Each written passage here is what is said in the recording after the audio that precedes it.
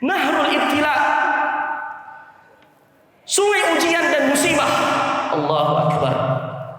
Wallahi demi Allah, kalau kita mengetahui pahala dan hikmah dari setiap ujian dan musibah yang menimpa kita, tidak ada lagi alasan bagi kita untuk mengumpat dan tidak ridha dengan takdir Allah. Cuma terkadang kita lalai. Sebagaimana tabiat manusia. Allah mengatakan innal insana khuliqa halu'a. Manusia diciptakan banyak berkeluh kesah. Idza massahu syarru jazu'a.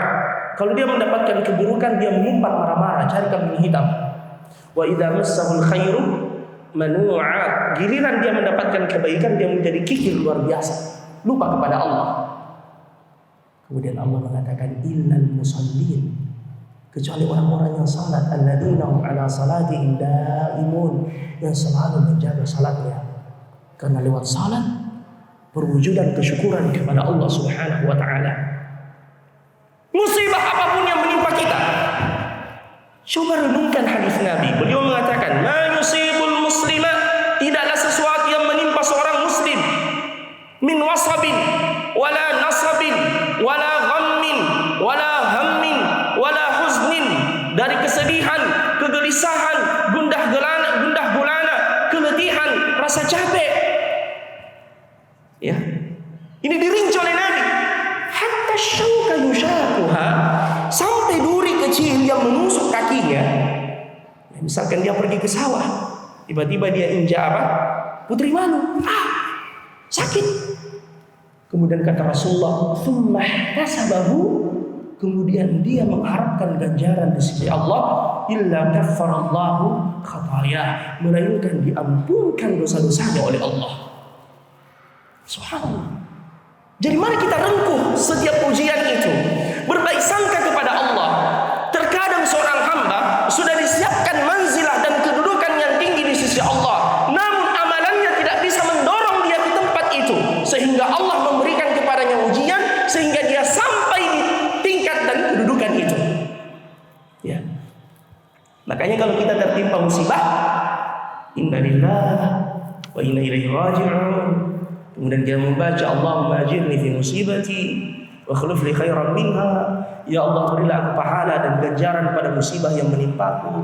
Berilah aku ganti yang lebih baik darinya. Dalam haditsul qudsi Allah mengatakan, "Ma li 'abdil mu'min 'indi jazaa'un idza qabattu safiyahu min ahli dunya illa al-jannah." Tidak ada pahala yang saya siapkan untuk hamba-hambaku kalau saya mencabut nyawa orang yang ia kasihi di dunia. Keluarganya, istrinya kah, suaminya kah, anaknya kah, kemudian dia bersabar, melainkan surga yang saya siapkan untuknya. Makanya kalau kita mendapatkan musibah, boleh menangis, silahkan, tidak mengapa. Nabi saja menangis ketika anaknya Ibrahim meninggal. Sampai-sampai sahabat bertanya, "Wa anta ya Rasulullah? Anda menangis ya Rasulullah?" Beliau kemudian mengatakan, "Innal 'aina la tadma'," mati menangis, "wa innal quluba la tahzan," hati bersedih, "wa innahu 'ala firaqika ya Ibrahim la mahzunun," perpisahan denganmu wahai Ibrahim sangat menyedihkan, "walakin," tetapi, "la naqulu illa ma yurdi rabbana," kami tidak mengucapkan kecuali yang diridhai oleh Allah. Inna lillahi wa inna ilaihi raji'un. Yang dilarang itu mengumpat, marah-marah, banting meja, robek-robek baju. Ini yang diharamkan. Teriak-teriak seperti teriakan jahiliyah.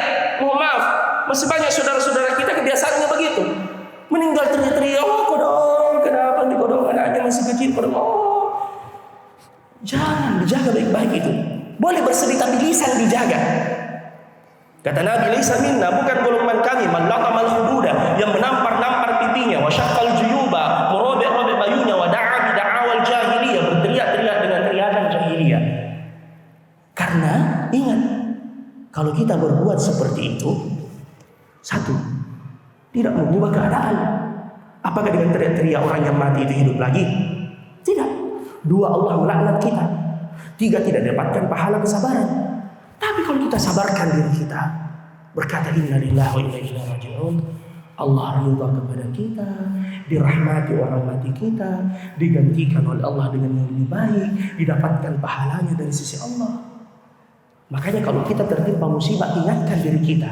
Memang galau, memang kita mungkin stres, tetapi kita harus menahan diri kita, karena Nabi mengatakan innamas sabru 'inda sadmatil ula. Puncak pahala dari kesabaran yaitu pada saat pertama kita mendapatkan musibah itu, di situ puncak pahalanya. Karena kalau sudah berlalu beberapa lama itu sudah normal kembali. Ya, makanya puncak pahalanya pada saat pertama kita mendapatkan pahala dari Allah Subhanahu wa taala.